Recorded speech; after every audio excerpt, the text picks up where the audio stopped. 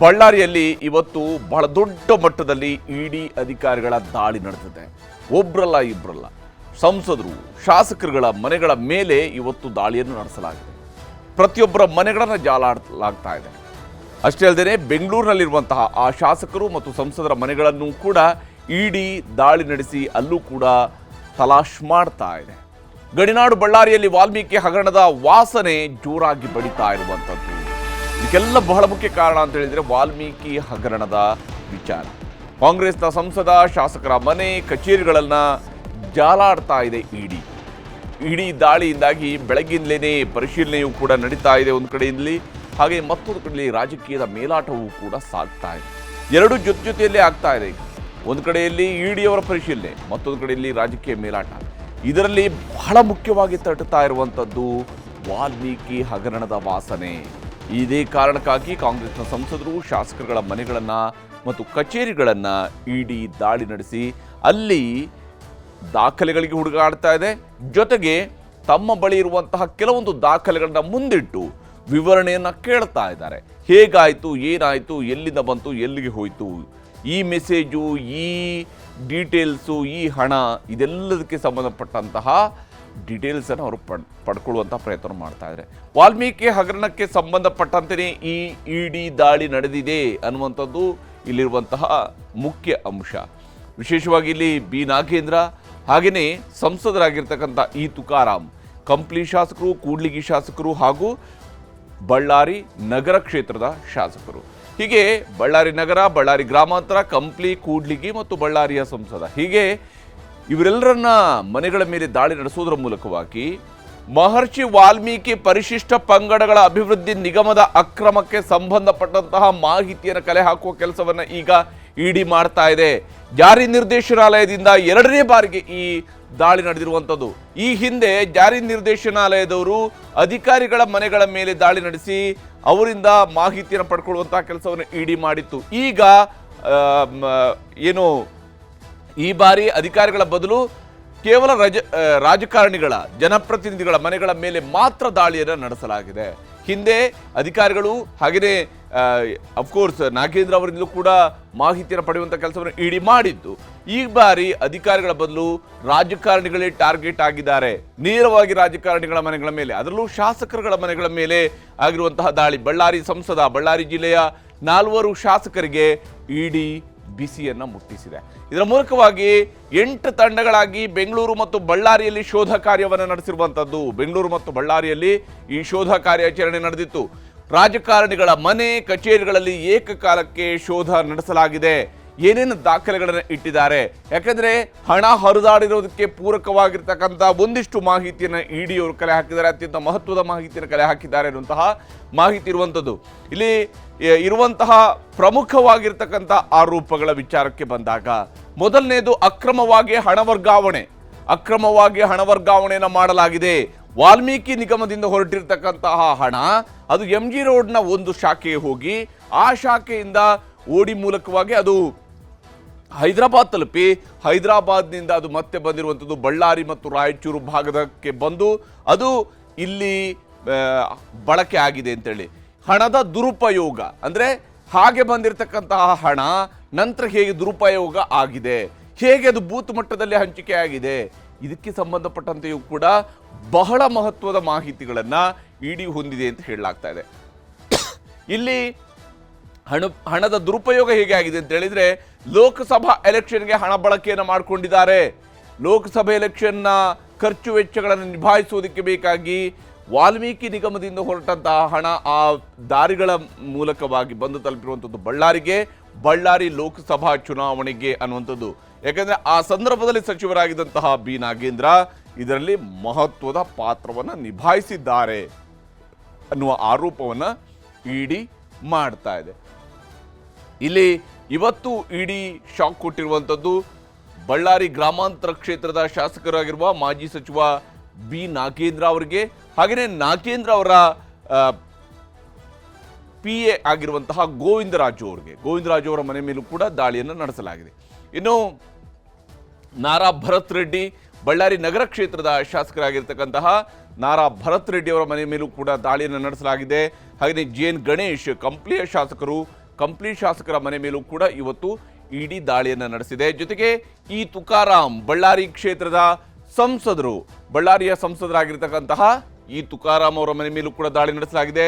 ಕೂಡ್ಲಿಗಿ ಶಾಸಕ ಆಗಿರ್ತಕ್ಕಂತಹ ಡಾಕ್ಟರ್ ಶ್ರೀನಿವಾಸ್ ಅವರ ಮನೆ ಮೇಲೂ ಕೂಡ ದಾಳಿಯನ್ನು ನಡೆಸಿ ಪರಿಶೀಲನೆಯನ್ನು ನಡೆಸಲಾಗ್ತಾ ಇದೆ. ಹೀಗೆ ಒಬ್ಬರಾದ ಮೇಲೊಬ್ಬರ ಮೇಲೆ ಮನೆಗಳ ಮೇಲೆ ದಾಳಿ ನಡೆಸಲಾಗಿದೆ. ಈಗ ಮತ್ತೆ ಮುನ್ನೆಲೆಗೆ ಬಂದಿರುವಂಥದ್ದು ಅದೇ ಮಹರ್ಷಿ ವಾಲ್ಮೀಕಿ ನಿಗಮದಲ್ಲಿ ನಡೆದಿರುವಂತಹ ಹಗರಣ. ಏನಿದು ಹಾಗಾದ್ರೆ ಈ ಹಗರಣ ಅಂತ ಹೇಳಿದ್ರೆ, ಮಹರ್ಷಿ ವಾಲ್ಮೀಕಿ ಪರಿಶಿಷ್ಟ ಪಂಗಡಗಳ ಅಭಿವೃದ್ಧಿ ನಿಗಮದಲ್ಲಿ 187 ಕೋಟಿ ರೂಪಾಯಿ ಹಣ ಇರುತ್ತೆ. ಅಂದರೆ ಸರ್ಕಾರದಿಂದ ಮಂಜೂರಾಗಿ ನಿಗಮದ ಖಾತೆಗೆ ಬಂದು ತಲುಪಿದಂತಹ ಒಟ್ಟು ಹಣ 187 ಕೋಟಿ ರೂಪಾಯಿ. ಈ 187 ಕೋಟಿ ರೂಪಾಯಿ ಹಣದಲ್ಲಿ 94.70 ಕೋಟಿ ರೂಪಾಯಿ ಹಣವನ್ನು ಗುಳುಂ ಮಾಡಲಾಗಿದೆ, ಸ್ವಾಹ ಮಾಡಲಾಗಿದೆ. ಇದು 40%ನ ಕೇಸ್ ಅಲ್ಲ, ಇದು 60%ನ ಕೇಸು ಅಲ್ಲ, ಇದು 100%ನ ಕೇಸು. ಅಂದರೆ ಇಲ್ಲಿ ಯಾವುದೇ ಫಲಾನುಭವಿಗಳಿಗೆ ಕೊಟ್ಟಿರುವಂಥದ್ದಲ್ಲ, ಅಥವಾ ಯಾವುದೋ ಯೋಜನೆಗಳಿಗೆ ಕೊಟ್ಟಿರುವಂತಹ ಬಿಡುಗಡೆ ಮಾಡಿರುವ ಹಣ ಅಲ್ಲ, ಬದಲಿಗೆ ಖಾತೆಯಿಂದ ಖಾತೆಗೆ ಹೋಗಿ ಅದು ಇನ್ಯಾರ್ದೋ ಖಾತೆಗೆ ತಲುಪಿರ್ತಕ್ಕಂತಹ ಹಗರಣ ಇದು. ಬೆಂಗಳೂರಿನ MG ರಸ್ತೆ ಯೂನಿಯನ್ ಬ್ಯಾಂಕ್ ಶಾಖೆಗೆ ಮೊದಲಿಗೆ ವಸಂತನಗರದ ಶಾಖೆಯಿಂದ, ಯೂನಿಯನ್ ಬ್ಯಾಂಕ್ ಆಫ್ ಇಂಡಿಯಾದ ವಸಂತನಗರ ಶಾಖೆಯಿಂದ, ಅಂದರೆ ವಸಂತನಗರ ಶಾಖೆಯಲ್ಲಿ ಇದರ ಅಕೌಂಟ್ ಇತ್ತು, ಅಲ್ಲಿಂದ ಅದು MG ರೋಡ್ ಶಾಖೆಗೆ ಟ್ರಾನ್ಸ್ಫರ್ ಆಗುತ್ತೆ. ಆ ಹಣ ಟ್ರಾನ್ಸ್ಫರ್ ಆಗಿರ್ತಕ್ಕಂತಹ ಹಣವನ್ನು ನಂತರ UBIನಿಂದ ಹೈದರಾಬಾದ್ಗೆ ಹಣ ವರ್ಗಾವಣೆ ಆಗುತ್ತೆ. ಅದನ್ನು OD ಮೂಲಕವಾಗಿ ತೆಗೆದುಕೊಳ್ತಾರೆ. ಈ ಹಣದ ಗ್ಯಾರಂಟಿಯ ಮೇಲೆ ODಯನ್ನು ತಗೊಳ್ತಾರೆ ಅನ್ನುವಂಥದ್ದು. ಹಾಗೆ ಹೋದಂತಹ ಹಣ ಅದು ಹೈದರಾಬಾದ್ಗೆ ತಲುಪಿದಂತಹ ಹಣದ ವಿಚಾರಕ್ಕೆ ಸಂಬಂಧಪಟ್ಟಂತೆ ಯಾವಾಗ ಚಂದ್ರಶೇಖರನ್ ಅವರು ಆತ್ಮಹತ್ಯೆ ಮಾಡಿಕೊಂಡ್ರು ಶಿವಮೊಗ್ಗದಲ್ಲಿ, ಅವತ್ತು ಅದು ಬೆಳಕಿಗೆ ಬರುತ್ತೆ. ನಿಗಮದ ಅಧೀಕ್ಷಕರಾಗಿದ್ದಂತಹ ಚಂದ್ರಶೇಖರನ್ ಅವರು ಆತ್ಮಹತ್ಯೆ ಬಳಿಕ ಈ ವಾಲ್ಮೀಕಿ ಹಗರಣ ಬೆಳಕಿಗೆ ಬರುತ್ತೆ. ಹೀಗೆ 14 ಬೇರೆ ಬೇರೆ ಬ್ಯಾಂಕ್ ಖಾತೆಗಳಿಗೆ ಹಣ ವರ್ಗಾವಣೆ ಆಗುತ್ತೆ. ಇಲ್ಲಿ ಹೈದರಾಬಾದ್ಗೆ ತಲುಪಿದ ನಂತರ ಅದು ಬೇರೆ ಬೇರೆ ಅಕೌಂಟ್ಗಳಿಗೆ ಹಣ ವರ್ಗಾವಣೆ ಆಗುತ್ತೆ. ಮತ್ತು ಹೀಗೆ ಅಕೌಂಟ್ಗಳಿಗೆ ಹಣ ವರ್ಗಾವಣೆ ಆಗಿರೋದ್ರ ಹಿಂದೆ ನಿಗಮದ MD ಆಗಿದ್ದಂತಹ ಪದ್ಮನಾಭ, ಹಾಗೆಯೇ ಲೆಕ್ಕಾಧಿಕಾರಿಯಾಗಿದ್ದಂತಹ ಪರಶುರಾಮ್ ಅವರ ಕೈವಾಡ ಇತ್ತು. ಈ ಹಣ ವರ್ಗಾವಣೆಯಲ್ಲಿ ಪದ್ಮನಾಭ ಮತ್ತು ಪರಶುರಾಮ್ ಅವರ ಕೈವಾಡ ಇತ್ತು. ಮತ್ತು ಈ ಪ್ರಕರಣಕ್ಕೆ ಸಂಬಂಧಪಟ್ಟಂತೆ ಸಚಿವರ ಮೌಖಿಕ ಆದೇಶದ ಮೇರೆಗೆ ಅನ್ನುವಂಥದ್ದನ್ನು ಅಲ್ಲಿ ಹಿಂದೆ ತನ್ನ ಆತ್ಮಹತ್ಯೆಗೆ ಮುಂಚಿತವಾಗಿ ಬರೆದಂತಹ ಡೆತ್ ನೋಟ್ನಲ್ಲಿ ಉಲ್ಲೇಖ ಮಾಡಿದ್ರು ಚಂದ್ರಶೇಖರನ್. ಅಕ್ರಮಕ್ಕೆ ಸಂಬಂಧಿಸಿದಂತೆ ಹಲವರನ್ನ SIT ಅಧಿಕಾರಿಗಳು ಬಂಧನ ಕೂಡ ಮಾಡಿದ್ರು. ನಂತರ ED ಕೂಡ ತನಿಖೆಯನ್ನು ಶುರು ಮಾಡಿತು. ED ತನಿಖೆಯನ್ನು ಶುರು ಮಾಡಿದಂತಹ ಸಂದರ್ಭದಲ್ಲಿ ನಾಗೇಂದ್ರ ಅವರ ಬಂಧನ ಕೂಡ ಆಗುತ್ತೆ. ಚಂದ್ರಶೇಖರನ್ ಆತ್ಮಹತ್ಯೆಯ ಬಳಿಕ ಸಚಿವ ಸ್ಥಾನಕ್ಕೆ ಆಲ್ಮೋಸ್ಟ್ ಒಂದು ವಾರ ಬಿಟ್ಟು ನಾಗೇಂದ್ರ ಅವರು ರಾಜೀನಾಮೆಯನ್ನು ಸಲ್ಲಿಸ್ತಾರೆ. ನಾಗೇಂದ್ರ ಅವರು ರಾಜೀನಾಮೆಯನ್ನು ಸಲ್ಲಿಸಿದ ನಂತರ ಜುಲೈ 22ರಂದು 2024 ಜುಲೈ 22ರಂದು ನಾಗೇಂದ್ರಗೆ ನ್ಯಾಯಾಂಗ ಬಂಧನ ವಿಧಿಸಿತ್ತು ಜನಪ್ರತಿನಿಧಿಗಳ ಕೋರ್ಟ್. ಅಲ್ಲಿಂದ ನಾಗೇಂದ್ರ ಅವರು ಜೈಲು ಸೇರ್ತಾರೆ. 2024 ಅಕ್ಟೋಬರ್ 16ರಂದು ಪರಪ್ಪನ ಅಗ್ರಹಾರ ಜೈಲಿನಿಂದ ಅವರು ಜಾಮೀನಿನ ಮೇಲೆ ನಾಗೇಂದ್ರ ಅವರ ಬಿಡುಗಡೆ ಆಗುತ್ತೆ. ನಾಗೇಂದ್ರ ಇಲ್ಲಿ ನನ್ನ ಯಾವುದೇ ಪಾತ್ರ ಇಲ್ಲ ಅನ್ನುವಂಥದ್ದನ್ನು ಪ್ರತಿಪಾದಿಸ್ತಾ ಬಂದಿದ್ದಾರೆ. ಮತ್ತು ಇದೆಲ್ಲವೂ ಕೂಡ ಆಗಿರುವಂಥದ್ದು ಚುನಾವಣಾ ನೀತಿ ಸಂಹಿತೆ ಜಾರಿಯಲ್ಲಿದ್ದಾಗ ಅಧಿಕಾರಿಗಳಿಂದ ನಡೆದಿರತಕ್ಕಂತಹ ಹಗರಣ ಅನ್ನುವ ಆರೋಪವನ್ನು ನಾಗೇಂದ್ರ ಅವರು ಮಾಡ್ತಾ ಇದ್ರು. ಆ ಸಮರ್ಥನೆಯನ್ನು ಕೂಡ ನಾಗೇಂದ್ರ ಅವರು ಮಾಡಿಕೊಂಡಿದ್ರು. ಈಗ ಬಳ್ಳಾರಿಯಲ್ಲಿ ಬಲೆ ಬೀಸಿರುವಂತಹ ED ಈಗಾಗಲೇ ಚಾರ್ಜ್ ಶೀಟನ್ನು ಸಲ್ಲಿಕೆ ಮಾಡಿದೆ, ಕೋರ್ಟ್ಗೆ ಚಾರ್ಜ್ ಶೀಟ್ ಕೂಡ ಸಲ್ಲಿಕೆ ಮಾಡಿದೆ. ಚಾರ್ಜ್ ಶೀಟ್ನ ಪ್ರಕಾರವಾಗಿ ಹೋಗುತ್ತಿದೆ ವಾಲ್ಮೀಕಿ ಹಗರಣದ ಮಾಸ್ಟರ್ ಮೈಂಡ್ ನಾಗೇಂದ್ರ ಅನ್ನುವಂಥದ್ದನ್ನು ED ಚಾರ್ಜ್ ಮಾಡಿದೆ. ED ಆರೋಪ ಮಾಡಿರುವಂಥದ್ದು ನಾಗೇಂದ್ರ ಅವರ ವಿರುದ್ಧ, ಮಾಜಿ ಸಚಿವರ ವಿರುದ್ಧ. ನಾಗೇಂದ್ರ ಅಣತಿಯಂತೆ 187 ಕೋಟಿ ರೂಪಾಯಿ ಹಣದಲ್ಲಿ ಹಗರಣ ನಡೆದಿದೆ ಅನ್ನುವಂಥದ್ದು ಇಲ್ಲಿರುವಂತಹ ಬಹಳ ಮುಖ್ಯವಾದಂಥ ಆರೋಪ ನಾಗೇಂದ್ರ ಅವರ ವಿರುದ್ಧ. ಆದರೆ ನಾಗೇಂದ್ರ ಅವರ ಖಾತೆಗೆ ಹಣ ಹೋಗಿದೆಯಾ ಅನ್ನೋದ್ರ ಬಗ್ಗೆ ಯಾವ ಸ್ವರೂಪದ ಮಾಹಿತಿಗಳು EDಗೆ ಸಿಕ್ಕಿದೆ ಅನ್ನೋದು ಕೂಡ ಗೊತ್ತಾಗಬೇಕಿದೆ. ಲೋಕಸಭೆ ಎಲೆಕ್ಷನ್ಗೆ ವಾಲ್ಮೀಕಿ ನಿಗಮದ ಹಣವನ್ನು ಬಳಕೆ ಮಾಡಿಕೊಳ್ಳಲಾಗಿತ್ತು ಅನ್ನೋದನ್ನು ED ತನ್ನ ತನಿಖೆಯ ಸಂದರ್ಭದಲ್ಲಿ ಪತ್ತೆ ಹಚ್ಚುವಂತಹ ಕೆಲಸವನ್ನು ಮಾಡುತ್ತೆ. ಲೋಕಸಭೆ ಚುನಾವಣೆಗೆ 21 ಕೋಟಿ ರೂಪಾಯಿ ಬಳಕೆ ಆಗಿದೆ ಅನ್ನುವಂಥ ಉಲ್ಲೇಖವನ್ನು ಕೂಡ ತನ್ನ ಚಾರ್ಜ್ ಶೀಟ್ನಲ್ಲಿ ED ಮಾಡಿದೆ. ಆ ಉಲ್ಲೇಖವೂ ಕೂಡ ಇದೆ. ಲೋಕಸಭೆ ಚುನಾವಣೆಗೆ ಬಳಕೆ ಮಾಡಿಕೊಂಡಿದ್ದಾರೆ. 5 ಆರೋಪಿಗಳ ವಿರುದ್ಧ ದೋಷಾರೋಪ ಪಟ್ಟಿಯನ್ನು ಕೂಡ ಸಲ್ಲಿಕೆ ಮಾಡಲಾಗಿದೆ. ಹಾಗಿದ್ರೂ ಇಡಿ ತನಿಖೆ ಇಲ್ಲಿಗೆ ನಿಂತಿಲ್ಲ. ಹೈದರಾಬಾದ್ನಲ್ಲಿದ್ದ ಮಧ್ಯವರ್ತಿ ಸತ್ಯನಾರಾಯಣ ವರ್ಮಾ ಇಲ್ಲಿ ಬಹಳ ದೊಡ್ಡ ಕಿಂಗ್ ಪಿನ್ ಆಗಿ ಕೆಲಸ ಮಾಡ್ದಾನೆ. ಈ ಸತ್ಯನಾರಾಯಣ ವರ್ಮನ ಮೂಲಕವಾಗಿ ವರ್ಮಾ ಜೊತೆಗೆ ನಾಗೇಂದ್ರಗೆ ನಿಕಟ ಸಂಪರ್ಕ ಇತ್ತು ಅನ್ನೋದಕ್ಕೆ ಸಂಬಂಧಪಟ್ಟಂತಹ ದಾಖಲೆಗಳನ್ನು, ಸಾಕ್ಷಿಗಳನ್ನು ಕಲೆ ಹಾಕುವ ಕೆಲಸವನ್ನು ಜಾರಿ ನಿರ್ದೇಶನಾಲಯ ಮಾಡಿದೆ. ವರ್ಮಾ ಜೊತೆಗೆ ನಾಗೇಂದ್ರ ಅವರಿಗೆ ಸಂಪರ್ಕ ಇತ್ತು. ನಾಗೇಂದ್ರ ಅಣತಿಯಂತೆಯೇ ಸಂಪೂರ್ಣ ಹಣದ ವಹಿವಾಟು ನಡೆದಿದೆ ಅನ್ನುವಂಥದ್ದು ಇಡಿ ಹೇಳ್ತಾ ಇರುವಂಥದ್ದು. ಇಡಿಯ ಆರೋಪ ಪಟ್ಟಿಯಲ್ಲಿ ಇರುವಂಥದ್ದು ನಾಗೇಂದ್ರ ಅವರ ಅಣತಿಯಂತೆಯೇ ಇದೆಲ್ಲ ನಡೆದಿದೆ. 21 ಕೋಟಿ ರೂಪಾಯಿ ಹಣವನ್ನು ಲೋಕಸಭಾ ಚುನಾವಣೆಗೆ ಬಳಕೆ ಮಾಡಿಕೊಂಡಿದ್ದಾರೆ. ಹೀಗೆ ಹೋಗಿರ್ತಕ್ಕಂತಹ ಹಣದಲ್ಲಿ ಅಂದರೆ ಒಟ್ಟು 94 ಕೋಟಿಯಲ್ಲಿ 21 ಕೋಟಿ ರೂಪಾಯಿ ಹಣವನ್ನು ಲೋಕಸಭೆ ಎಲೆಕ್ಷನ್ನ ಖರ್ಚಿಗೆ ಅಂತಲೇ ಇವರು ಬಳಕೆ ಮಾಡ್ಕೊಂಡಿದ್ದಾರೆ ಅನ್ನುವಂತಹ ಆರೋಪ ಇಲ್ಲಿದೆ. ಬೆಂಗಳೂರು ಮತ್ತು ಬಳ್ಳಾರಿಯಲ್ಲಿ ಅಕ್ರಮ ಹಣ ವರ್ಗಾವಣೆ ಆಗಿದೆ ಅನ್ನುವಂತಹ ಕಾರಣಕ್ಕಾಗಿಯೇ ಇಡಿ ಈಗಲೂ ಕೂಡ ತನಿಖೆಯನ್ನು ಮುಂದುವರಿಸಿದೆ, ತನಿಖೆಯನ್ನು ನಡೆಸ್ತಾ ಇದೆ, ರೀಡ್ ಮಾಡ್ತಾ ಇದೆ. ಈಗ ಕಾಂಗ್ರೆಸ್ ನಾಯಕರು ಈ ವಿಚಾರಕ್ಕೆ ಸಂಬಂಧಪಟ್ಟಂತೆ ಇಡಿ ವಿರುದ್ಧ ಮುಗಿಬಿದ್ದಿದ್ದಾರೆ, ಕೇಂದ್ರ ಸರ್ಕಾರದ ವಿರುದ್ಧ ಮುಗಿಬಿದ್ದಿದ್ದಾರೆ. ಇದು ಕಾಂಗ್ರೆಸ್ ಅನ್ನು ಒಡೆಯುವ ಪ್ರಯತ್ನ, ಕೇವಲ ವಿರೋಧ ಪಕ್ಷದವರ ಮೇಲೆ ಮಾತ್ರ ದಾಳಿ ನಡೆಸ್ತಿದ್ದಾರೆ, ತಮ್ಮ ವಾಷಿಂಗ್ ಮೆಷಿನ್ ಅನ್ನು ಬಳಕೆ ಮಾಡ್ಕೊಳ್ತಿದ್ದಾರೆ. ಈ ರೀತಿಯಾದಂಥ ಆಪಾದನೆಯನ್ನು ಕಾಂಗ್ರೆಸ್ದವರು ಮಾಡ್ತಾ ಇದ್ದಾರೆ. ನಮ್ಮ ಪಕ್ಷವನ್ನು ಒಡೆಯೋದಕ್ಕೆ ಒಂದು ಸಂಚು ಮಾಡ್ತಾ ಇದ್ದಾರೆ. ಎಲೆಕ್ಷನ್ದಲ್ಲಿ ಆದಂಥ ಘಟನೆ ಈಗ ತೆಗೆದು ಅದನ್ನ ಹರಾಸ್ಮೆಂಟ್ ಮಾಡ್ತಕ್ಕಂಥದ್ದು ಮಾಡಿದ್ರೆ ಇದು ಸರಿಯಲ್ಲ. ನೀವು ಎಲೆಕ್ಷನ್ದಲ್ಲೇ ಇದನ್ನು ಘಟನೆ ಮಾಡಬೇಕಾಗಿದ್ದು ತಗೊಳ್ಬೇಕಾಗಿತ್ತು.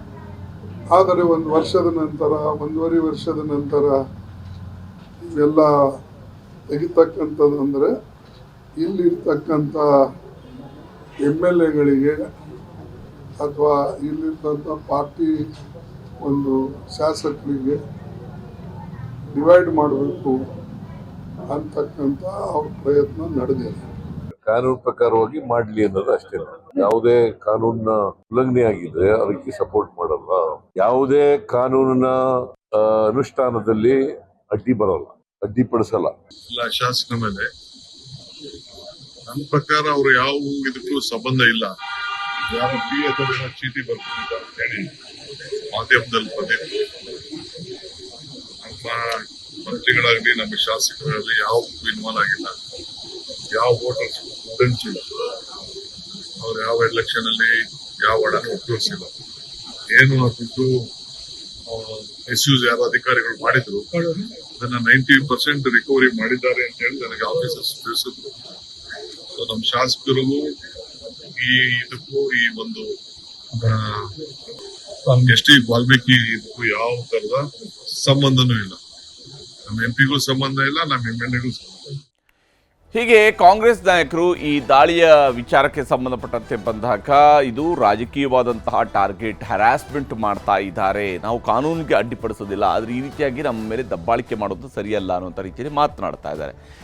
ಆದರೆ ಇದೆಲ್ಲದರ ನಡುವೆ CM ಹಾಗೂ DCM ಕೂಡ ಈ ಕೇಸ್ನಲ್ಲಿ ಲಾಕ್ ಆಗ್ತಾರಾ ಅನ್ನೋದ್ರ ಬಗ್ಗೆ ಒಂದು ಅನುಮಾನ ಇದ್ದೇ ಇದೆ. ಯಾಕಂದರೆ ಹಿಂದೆ ನಾಗೇಂದ್ರ ಅವರು ಹೇಳಿದಂತಹ ಒಂದು ಮಾತು, ವಾಲ್ಮೀಕಿ ನಿಗಮದ ಹಗರಣ ಕೇಸ್ನಲ್ಲಿ CM ಹಾಗೂ DCM ಹೆಸರು ಕೂಡ ತಳುಕು ಹಾಕೊಂಡಿದೆ. ಅಂದರೆ ಕೇವಲ ನಾಗೇಂದ್ರ ಮಾತ್ರ ಅಲ್ಲ, ಮುಖ್ಯಮಂತ್ರಿ ಮತ್ತು ಉಪಮುಖ್ಯಮಂತ್ರಿಯವರಿಗೆ ಗೊತ್ತಿದ್ದೇ ಈ ಹಣ ವರ್ಗಾವಣೆ ಆಗಿದೆ ಅನ್ನುವಂತಹ ನಿಟ್ಟಿನಲ್ಲಿ CM ಸಿದ್ದರಾಮಯ್ಯ ಮತ್ತು DCM DK ಶಿವಕುಮಾರ್ ಅವರನ್ನು ಸಿಲುಕಿಸುವಂತಹ ಯತ್ನವು ಕೂಡ ನಡೆದಿದೆ ಅನ್ನುವಂಥ ಆಪಾದನೆಯನ್ನು ನಾಗೇಂದ್ರ ಅವರು ಮಾಡಿದ್ದಾರೆ. ಈ ಹಿಂದೆಯೇ ಜೈಲಿನಿಂದ ರಿಲೀಸ್ ಆದ ದಿನವೇ ನಾಗೇಂದ್ರ ಈ ಸಂಬಂಧವಾಗಿ ಸುಳಿವನ್ನು ಕೂಡ ಕೊಟ್ಟಿದ್ರು. ಅವ್ರನ್ನೂ ಕೂಡ ಲಾಕ್ ಮಾಡಿಸೋದಕ್ಕೆ ಟ್ರೈ ಮಾಡ್ತಾರೆ. ಅಂದರೆ FDಗೆ ಗೊತ್ತಿಲ್ಲದೆ, ಫೈನಾನ್ಸ್ ಡಿಪಾರ್ಟ್ಮೆಂಟ್ಗೆ ಗೊತ್ತಿಲ್ಲದೆ ಹೇಗೆ ಇಷ್ಟು ಹಣ ವರ್ಗಾವಣೆ ಆಯಿತು? ಫೈನಾನ್ಸ್ ಡಿಪಾರ್ಟ್ಮೆಂಟ್ ಇರುವಂಥದ್ದು ಯಾರ ಅಡಿಯಲ್ಲಿ? ಅದು ಮುಖ್ಯಮಂತ್ರಿಯವರ ಅಡಿಯಲ್ಲಿ. ಹೀಗಿರುವಾಗ ಅವ್ರಿಗೆ ಗೊತ್ತಿದ್ದೇ ಇದೆಲ್ಲವೂ ಕೂಡ ನಡೆದಿದೆ ಅನ್ನುವಂಥ ಆಪಾದನೆಯು ಕೂಡ ಇಲ್ಲಿ ಪ್ರತಿಪಕ್ಷದವರು ಮಾಡಿದ್ದಾರೆ. ಆಲ್ರೆಡಿ ವಿಚಾರಣೆ ವೇಳೆ CM ಮತ್ತು DCM ಹೆಸರು ಹೇಳುವಂತೆ ಬೆದರಿಕೆ ಹಾಕಿದ್ದರು ಅನ್ನುವಂತಹ ಮಾತುಗಳನ್ನು ಕೂಡ ಹಿಂದೆಯೇ ನಾಗೇಂದ್ರ ಅವರು ಹೇಳಿಕೊಂಡಿದ್ದಾರೆ. ಅಂದರೆ ಅವರನ್ನ ಬೆದರಿಸಿದ್ದಾರೆ, ನೀವು CM ಅಥವಾ DCM ಹೆಸರನ್ನು ಹೇಳಬೇಕು ಅಂತೇಳಿ. ಎಷ್ಟೇ ಒತ್ತಡ ಅಥವಾ ಬೆದರಿಕೆ ಹಾಕಿದ್ರು ಕೂಡ CM DCM ಹೆಸರು ಹೇಳಿಲ್ಲ ಅಂಥೇಳಿ ನಾಗೇಂದ್ರ ಅವರು ಹೇಳಿಕೊಂಡಿದ್ರು. ಈ ಕಾರಣಕ್ಕಾಗಿಯೇ ನಾಗೇಂದ್ರ ಅವರ ಮಾತು ಅದನ್ನು ಒಮ್ಮೆ ಗಮನಿಸಬೇಕು. ನನ್ನ ಪಾತ್ರ ಏನೂ ಇಲ್ಲ ಅಂದ್ರೆ ಕೂಡ ಏನು ಏಕಾಏಕಿಯಾಗಿ ನನ್ನನ್ನು ಬಂಧನ ಮಾಡಿ ಬಂದ ನಂತರ ಅನೇಕ ಬಾರಿ ಹಲವಾರು ಬಾರಿ ಬಿಜೆಪಿಯ ಕೇಂದ್ರ ನಾಯಕರಿಂದ ಒತ್ತಡ ತಗೊಂಡು ಇಡಿ ಅವರು ನನ್ನ ಮುಖಾಂತರ ರಾಜ್ಯ ಸರ್ಕಾರವನ್ನು ಅಸ್ಥಿರಗೊಳಿಸಲಿಕ್ಕೆ ಪ್ರಯತ್ನ ಮಾಡಿದರು. ಹೌದು, ಖಂಡಿತವಾಗಿ ಕೂಡ ಸಿದ್ದರಾಮಯ್ಯ ಸಾಹೇಬರ ಹೆಸರನ್ನ ಮತ್ತು ಮಾನ್ಯ ನಮ್ಮ ಉಪಮುಖ್ಯಮಂತ್ರಿ ಡಿ ಕೆ ಶಿವಕುಮಾರ್ ಸಾಹೇಬರ ಹೆಸರನ್ನ ಹೇಳುವಂತ ಬಹಳ ಒತ್ತಾಯ ಮಾಡಿದ್ರು. ಅದಕ್ಕೆ ನಾನು ನಿರಾಕರಣೆ ಮಾಡಿದೆ. ನನ್ನ ಪಾತ್ರನೇ ಇಲ್ಲ, ಅವ್ರ ಪಾತ್ರ ಇಲ್ಲಿಂದ ಬರುತ್ತೆ, ಸರ್ಕಾರದ ಪಾತ್ರ ಇಲ್ಲಿಂದ ಬರುತ್ತೆ, ನನ್ನ ಪಾತ್ರನೇ ಇಲ್ಲ ಈ ಹಗರಣದಲ್ಲಿ. ಇವತ್ತು ಬ್ಯಾಂಕ್ನಲ್ಲಿ ನಡೆಯುವಂತಹ ಹಗರಣಕ್ಕೆ ನಮ್ಮ ಸರ್ಕಾರಕ್ಕೆ ಯಾವುದೇ ಸಂಬಂಧ ಇರೋದಿಲ್ಲ. ಆದ್ರೂ ಕೂಡ ಷಡ್ಯಂತ್ರ ಮಾಡಿ ಬಿಜೆಪಿ ಪಕ್ಷದವರು ಷಡ್ಯಂತ್ರ ಮಾಡಿದ್ದಾರೆ. ಈ ರಾಜ್ಯದಲ್ಲಿರುವಂತಹ ಜಾತಿಯನ್ನು ಜೇನುಗೂಡಿಗೆ ಕಲ್ಲು ಹೊಡೆದಾಗ ಸಿಗಬಹುದಾಗಿರುವಂಥದ್ದು 2 ಅಂಶ ಅನ್ನುವಂಥದ್ದನ್ನು ಈ ಜಾತಿ ಗಣತಿಯ ವರದಿ ಮಂಡನೆಯಾದಂತಹ ಸಂದರ್ಭದಲ್ಲೂ ಕೂಡ, ಅದು ಕ್ಯಾಬಿನೆಟ್ನಲ್ಲಿ ಮಂಡನೆಯಾದಂತಹ ಸಂದರ್ಭದಲ್ಲೂ ಕೂಡ ಹೇಳಿದ್ದೆ. ಇಲ್ಲಿ ಸಿಗುವಂಥದ್ದು 2: ಒಂದೋ ಕಚ್ಚಿಸ್ಕೊಳ್ಬೇಕು, ಇಲ್ಲ ಅದರಿಂದ ಜೇನು ತೆಗಿಬೇಕು, ಆ ಜೇನಿನ ಸಿಹಿಯನ್ನು ಸವಿಬೇಕು. ಈಗ ಸದ್ಯಕ್ಕೆ ಆ ಜೇನುಗೂಡಿಗೆ ಕೈ ಹಾಕೋದಕ್ಕೆ ಹೋದಂತಹ ಸರ್ಕಾರ ಜೇನುಗೂಡು ಇದೆ ಅಂತೇಳಿ ಒಪ್ಪಿಕೊಂಡಿದೆ, ಆದರೆ ಅದನ್ನು ಸ್ವೀಕರಿಸೋದಕ್ಕೂ ಮಾಡ್ತಾ ಇಲ್ಲ. ಅದನ್ನು ತಾತ್ವಿಕವಾಗಿ ಒಪ್ಪಿಗೆ ಅನ್ನುವಂಥದ್ರ ಮೂಲಕವಾಗಿ ಕೋಲ್ಡ್ ಸ್ಟೋರೇಜಿಗೆ ಕಳಿಸುವಂಥ ಕೆಲಸವನ್ನು ಮಾಡ್ತಾ ಇದೆ. ತಾತ್ವಿಕವಾಗಿ ಒಪ್ಪಿಗೆ ಅಂದರೆ ಅದನ್ನು ನಾವು ಅನುಷ್ಠಾನಕ್ಕೆ ತರಲಾಗದ ವರದಿ ಅಂತೇಳಿ ಪರಿಗಣಿಸಬೇಕಾಗುತ್ತೆ. ಹೀಗಿರುವಾಗಲೇ ಹಳೆ ಸರ್ವೆಗೆ ಎಳ್ಳು ನೀರು ಬಿಟ್ಟು ಹೊಸ ಸರ್ವೆಗೆ ಮುಹೂರ್ತವನ್ನು ಫಿಕ್ಸ್ ಮಾಡ್ತಾರೆ. ಹಳೆ ಸರ್ವೆಗೆ ಎಳ್ಳು ನೀರಾಗಿದೆ ಈಗ, ಯಾಕೆಂದರೆ ಅದನ್ನು ತಾತ್ವಿಕ ಒಪ್ಪಿಗೆ ಅಂತ ಹೇಳಿದ್ರೆ ಅರ್ಥನೇ ಇಷ್ಟು, ಇದು ಅನುಷ್ಠಾನಗೊಳ್ಳದ ವರದಿ ಅಂತ ಹೇಳಿ. ಈಗ ಹೊಸ ಸರ್ವೆಗೆ ಮುಹೂರ್ತವನ್ನು ಬರಿತಾ ಇದ್ದಾರೆ. ರಾಜಕೀಯ ಪಡಸಾಲೆಯಲ್ಲಿ ಜಾತಿ ಗಣತಿಯ ಜಂಜಾಟ ಬಹಳ ಜೋರಾಗಿದೆ. ಈ ಹೊಸ ಲೆಕ್ಕಾಚಾರದ ಹಿಂದೆ ರಾಜಕೀಯದ ತಂತ್ರಗಾರಿಕೆ ಇದ್ದೇ ಇದೆ. ಆ ತಂತ್ರಗಾರಿಕೆ ಅನೇಕರಿಗೆ ಅನೇಕ ಸ್ವರೂಪಗಳಲ್ಲಿ ಕಾಣ್ತಾ ಇದೆ. ಅಂದರೆ ಇಲ್ಲಿ ಜಾತಿ ಲೆಕ್ಕಾಚಾರ, ಜಾತಿ ಗಣತಿಯ ವರದಿ, ಆ ವರದಿಯ ಮೂಲಕವಾಗಿ ಸರ್ಕಾರದ ಸವಲತ್ತುಗಳ ಹಂಚಿಕೆ ಇಷ್ಟಕ್ಕೆ ಸೀಮಿತ ಅಲ್ಲ. ಇದು ಜಾತಿಗಳ ಅಹಿಂದ ಚಾಂಪಿಯನ್ ಅಂತೇಳಿ ಕರೆಸ್ಕೊಳ್ತಾ ಇರುವಂತಹ ಸಿದ್ದರಾಮಯ್ಯನವರ ಆಡಳಿತದ ಅವಧಿಯಲ್ಲೇ ಜಾತಿ ಗಣತಿಗೆ ಮುಹೂರ್ತವನ್ನು ಬರೆದಿದ್ದು. ಅವತ್ತು ಕಾಂಗ್ರೆಸ್ ರಾಷ್ಟ್ರ ಮಟ್ಟದಲ್ಲಿ ಕಮಿಟ್ಮೆಂಟನ್ನು ಕೊಟ್ಟಿರಲಿಲ್ಲ, ಆದರೆ ಇವತ್ತು ಕಾಂಗ್ರೆಸ್ ರಾಷ್ಟ್ರ ಮಟ್ಟದಲ್ಲಿ ಕಮಿಟ್ಮೆಂಟನ್ನು ಕೊಟ್ಟಿದೆ. ಹಾಗಿದ್ರೂ ಕೂಡ 2ನೇ ಬಾರಿ ಜಾತಿ ಗಣತಿ ಯಾಕೆ ಅನ್ನೋ ವಿಚಾರ ಬರುತ್ತೆ. ಇಲ್ಲಿ ಮತ್ತೆ ಜಾತಿ ಗಣತಿಯ ಹಿಂದಿರುವಂತಹ ಲೆಕ್ಕಾಚಾರಗಳು, ಹಳೆ ಜಾತಿ ಗಣತಿ ಅಂಗೀಕಾರಕ್ಕೆ ಹೈಕಮಾಂಡ್ ಹಿಂದೇಟು ಹಾಕ್ತಾ ಇದೆ. ಹೊಸ ನಿರ್ಧಾರವನ್ನು ಕೈಗೊಳ್ಳುವಂಥದ್ದಕ್ಕೂ ಕೂಡ ಸೂಚನೆಯನ್ನು ಕೊಟ್ಟಿದೆ. ಎಚ್ ಸಿ ಕಾಂತರಾಜು ಮತ್ತು ಜಯಪ್ರಕಾಶ್ ಹೆಗಡೆ ಅವರ ವರದಿಗೆ ಹೈಕಮಾಂಡ್ ಬ್ರೇಕ್ ಕೊಟ್ಟಿದೆ. ಅದನ್ನು ತಾತ್ವಿಕ ಒಪ್ಪಿಗೆಗೆ ಸೀಮಿತಗೊಳಿಸಿದೆ. ಹೊಸ ಜಾತಿ ಜನಗಣತಿ ಸರ್ವೆ ಮಾಡುವಂತೆ ಹೈಕಮಾಂಡ್ ಮುಖ್ಯಮಂತ್ರಿಯವರಿಗೆ ಸೂಚನೆ ಕೊಟ್ಟಿದೆ. ಮುಖ್ಯಮಂತ್ರಿಯವರು ಅದಕ್ಕೆ ಒಪ್ಪಿಗೆಯನ್ನು ಸೂಚಿಸಿ ಬಂದಿದ್ದಾರೆ. ಅಲ್ಲಿಗೆ ಈ ಹಿಂದಿನ ವರದಿಗಾಗಿ ಸುಮಾರು 168 ಕೋಟಿ ರೂಪಾಯಿಯನ್ನು ಖರ್ಚು ಮಾಡಿದ್ರಲ್ಲ, ಆ ಹಳೆಯ ವರದಿಗೆ ಎಳ್ಳು ನೀರು ಬಿಟ್ಟಂಗೆ ಆಗಿದೆ. ಅದು ಇಲ್ಲ, ಅದು ಇನ್ನು ಮುಂದೆ ಚರ್ಚೆಯ ವಿಚಾರ ಅಲ್ಲ. ಇನ್ನೇನಿದ್ರು ಕೂಡ ಹೊಸ ಗಣತಿ, ಹೊಸ ಲೆಕ್ಕಾಚಾರ ಅಲ್ಲಿಗೆ ಬಂದು ನಿಂತಿದೆ. ಈ ಹೊಸ ಲೆಕ್ಕಾಚಾರದ ಗಣತಿ, ಈ ಹೊಸ ಲೆಕ್ಕಾಚಾರ ಹೇಗೆ ಅಂತ ಹೇಳಿದರೆ, ದತ್ತಾಂಶ 10 ವರ್ಷದಷ್ಟು ಹಳೆಯದ್ದು, ಹಾಗಾಗಿ ನಮಗೆ ಹೊಸ ಸರ್ವೆ ಬೇಕು ಅಂತ ಒಂದು ವಿಚಾರವನ್ನು ರಾಜಕಾರಣಿಗಳು ಕರ್ನಾಟಕದ ಜನರಿಗೆ ಸ್ಪಷ್ಟಪಡಿಸಬೇಕು. 1931ರಲ್ಲಿ ಆದಂತಹ ಜಾತಿ ಗಣತಿಯ ಲೆಕ್ಕವನ್ನು ಇಟ್ಟುಕೊಂಡು ಇದುವರೆಗೂ ಕೂಡ ಕ್ಲೈಮ್ ಮಾಡ್ಕೊಂಡು ಬಂದಿದ್ದಾರಲ್ಲ, ನಮ್ಮ ಜಾತಿಯ ನಂಬರ್ ಇಷ್ಟು, ನಮ್ಮ ಜಾತಿಯ ನಂಬರ್ ಇಷ್ಟು ಅಂತೇಳಿ. 190 ವರ್ಷದ ಹಿಂದಿನ ವರದಿಯನ್ನು ನಾವು ಇವತ್ತು ಕೂಡ ಒಪ್ಕೊಳ್ತೀವಿ. ಆದರೆ ಈಗ 10 ವರ್ಷದ ಹಿಂದಿನ ವರದಿ ಅಂತ ಹೇಳ್ಕೊಂಡು ಯಾಕೆ ಇದನ್ನು ನೀವು ಪಕ್ಕಕ್ಕೆ ಸರಿಸ್ತಾ ಇದ್ದೀರಿ? ಪ್ರತಿ ದಿವಸ ಏನಾದರೂ ವರದಿ ಮಾಡ್ತೀರಾ, ಗಣತಿ ಮಾಡ್ತೀರಾ, ಹೇಗೆ ಅಂತ ಹೇಳುವಂಥದ್ದನ್ನು ಸರ್ಕಾರ ಹೇಳಬೇಕಾಗತ್ತೆ. ವರದಿಯಲ್ಲಿ ಹಲವು ಜಾತಿಗಳು ನಮೂದಾಗಿಲ್ಲ ಅನ್ನುವಂಥದ್ದು 2ನೇ ಅಂಶವನ್ನು ಹೈಕಮಾಂಡ್ ಅವರಿಗೆ ಈಗ ಗೊತ್ತಾಯ್ತಾ? ಹಾಗಾದರೆ ಇಷ್ಟೆಲ್ಲ ಎಕ್ಸಸೈಸ್ ಆಗೋ ತನಕ ನೀವು ಏನು ಮಾಡ್ತಾ ಇದ್ರಿ? ಈಗ ಹೆಂಗೆ ಗೊತ್ತಾಯಿತು? ನೀವು ಇನ್ನೂ ಅಂಗೀಕಾರ ಮಾಡಿಲ್ಲ, ಇನ್ನೂ ಅಧ್ಯಯನ ಮಾತ್ರ ಮಾಡ್ತಾ ಇದ್ದೀರಿ. ಹೇಗೆ ಗೊತ್ತಾಯಿತು? ಯಾವ ಕಾರಣಕ್ಕಾಗಿ ನಮೂದಾಗಿಲ್ಲ ಅಂತ ಹೇಳ್ತಿದ್ದೀರಿ? ಒಕ್ಕಲಿಗ ಲಿಂಗಾಯತ ವರ್ಗದ ವಿರೋಧ ಇದಕ್ಕೆ ಬಹಳ ಮುಖ್ಯವಾಗಿತ್ತು. ಇದೇ ಕಾರಣಕ್ಕಾಗಿ ಹಾಗಿದ್ರೆ ನೀವು ಇದನ್ನು ತಾತ್ವಿಕ ಒಪ್ಪಿಗೆಗೆ ಸೀಮಿತಗೊಳಿಸಿದ್ರಾ? ಸ್ವಾಮೀಜಿ ಸಮುದಾಯಗಳ ಆಕ್ಷೇಪವೂ ಕೂಡ ಇತ್ತು. ಪ್ರಬಲ ಜಾತಿಗಳ ಸ್ವಾಮೀಜಿ ಮತ್ತು ಸಮುದಾಯಗಳವರ ಆಕ್ಷೇಪ ಇತ್ತು ಈ ಒಂದು ವರದಿಗೆ. ಕಾಂಗ್ರೆಸ್ ಪಕ್ಷದಲ್ಲೇ ಅಪಸ್ವರವೂ ಕೂಡ ಇತ್ತು, ವಿಶೇಷವಾಗಿ ಲಿಂಗಾಯತ ಮಂತ್ರಿಗಳು ಮತ್ತು ಒಕ್ಕಲಿಗ ಸಮುದಾಯದ ಮಂತ್ರಿಗಳಲ್ಲಿ. ಒಕ್ಕಲಿಗ ಸಮುದಾಯದ ಮಂತ್ರಿಗಳು ಮತ್ತು ಲಿಂಗಾಯತ ಸಮುದಾಯದ ಮಂತ್ರಿಗಳ ವಿರೋಧ ಇತ್ತು. ಹಾಗೆಯೇ ಸರ್ಕಾರದಲ್ಲಿ ಇದ್ದಂತಹ ದಲಿತ ಮತ್ತು ಹಿಂದುಳಿದ ವರ್ಗಗಳ ಮಂತ್ರಿಗಳ ಬೆಂಬಲವೂ ಕೂಡ ಇತ್ತು. ಪ್ರತಿಪಕ್ಷಗಳ ಟೀಕೆಗೂ ಕೂಡ ಇದು ಅಸ್ತ್ರ ಆಗಿತ್ತು. ಪ್ರತಿಪಕ್ಷಗಳು ಇದನ್ನು ನಿರಂತರವಾಗಿ ಟೀಕಿಸಿದ್ರು, ಅವೈಜ್ಞಾನಿಕ ವರದಿ ಅಂತ ಹೇಳ್ತಾ ಇದ್ರು. ಈ ಕಾರಣಕ್ಕಾಗಿ ಈಗ ಹೊಸ ಲೆಕ್ಕಾಚಾರಕ್ಕೆ ಹೊರಟ್ರ. ಅಹಿಂದ ವರ್ಗದಿಂದಲೂ ಕೂಡ ಈಗ ಸಿಟ್ಟು ಹೊರ ಬೀಳ್ತಾ ಇದೆ. ಅಂದರೆ ಅಹಿಂದ ವರ್ಗಗಳವರು ಈ ವರದಿ ಅನುಷ್ಠಾನ ಆಗಬೇಕು ಅಂತ ಹೇಳ್ತಿದ್ರು. ಈಗ ಅವರ ಸಿಟ್ಟಿಗೆ ಏನು ಹಾಗಾದರೆ ಮದ್ದು? ಹೊಸ ಲೆಕ್ಕಾಚಾರಗಳು ಆದರೆ ಈ ಅಹಿಂದ ವರ್ಗದ ಮದ್ದು ಒಂದು ರೀತಿಯ ಅನುಕೂಲ ಮಾಡಿಕೊಡುವಂತಹ ಸಾಧ್ಯತೆ ಕೆಲವರಿಗಿದೆ. ಅದು ಹೇಗೆ ಅನ್ನೋದನ್ನು ಕೂಡ ನಿಮಗೆ ಮುಂದಿನ ಹಂತದಲ್ಲಿ ಹೇಳ್ತೀನಿ. ಬಹಳ ಮುಖ್ಯವಾಗಿ ಇಲ್ಲಿ ಹೊಸ ಗಣತಿಯ ಜೊತೆಗೆ ಹೊಸ ಸವಾಲುಗಳಿದ್ದಾವೆ. ಹೊಸ ಗಣತಿ ಬಗ್ಗೆ ದಿನಾಂಕ ನಿಗದಿ ಆಗಬೇಕು. ಏನೋ 70 ದಿವಸ 90 ದಿವಸ ಅಂತ ಹೇಳ್ತಾರಲ್ಲ, ನಿನ್ನೆ ಹೇಳಿದಾರ ಕೆ ಸಿ ವೇಣುಗೋಪಾಲ್, ಅಷ್ಟು ಸಿಂಪಲ್ ಆಗಿಲ್ಲ. ಯಾಕಂದರೆ ಸರ್ಕಾರ ನಿರ್ಧಾರ ಕೈಗೊಳ್ಳಬೇಕು. ಎಲ್ಲಿಂದ ಶುರು ಆಗುತ್ತೆ 70 ದಿವಸ ಅಥವಾ 90 ದಿವಸ, ಯಾರಿಂದ ಸಮೀಕ್ಷೆ ನಡೆಸಬೇಕು ಅನ್ನೋಂಥದ್ದು ಕೂಡ ನಿರ್ಧಾರ ಆಗಬೇಕು. ಟೀಚರ್ಸ್ ಮಾಡ್ತಾರಾ? ಯಾರು ಮಾಡ್ತಾರೆ? ಆನ್ಲೈನ್ ಮೂಲಕವಾಗಿ ಅಂತೂ ಕೂಡ ಉಪಮುಖ್ಯಮಂತ್ರಿಗಳು ಹೇಳಿದ್ದಾರೆ. ಆನ್ಲೈನ್ ಮೂಲಕ ಮಾತ್ರ ಮಾಡಿಸ್ತೀರಾ? ಹೆಂಗೆ ಮಾಡಿಸ್ತೀರಿ? ಸಮಗ್ರ ಸಮೀಕ್ಷೆಗೆ ಸರಿಸುಮಾರು 300 ಕೋಟಿ ರೂಪಾಯಿಯಷ್ಟು ಅಂದಾಜು ವೆಚ್ಚ ಆಗಬಹುದು. ಯಾಕಂದರೆ 10 ವರ್ಷದ ಹಿಂದೆನೇ ಇದಕ್ಕೆ 168 ಕೋಟಿ ರೂಪಾಯಿ ಖರ್ಚು ಮಾಡಿದಿರಿ. ಈಗ ಅದರ ಡಬಲ್ ಆಗುತ್ತೆ. ಅಷ್ಟು ಹಣವನ್ನು ಹೊಂದಿಸ್ತೀರಾ. 168 ಕೋಟಿ ರೂಪಾಯಿಗೆ ಲೆಕ್ಕ ಇಲ್ಲ. ಈಗ 300 ಕೋಟಿಯ ಕತೆ ಏನು? 90 ದಿನಗಳಲ್ಲಿ ಮರು ಸರ್ವೆ ಪೂರ್ಣಗೊಳಿಸಬೇಕು ಅನ್ನುವಂಥದ್ದನ್ನು ಹೈಕಮಾಂಡ್ ಅವರು ಹೇಳಿದ್ದಾರೆ.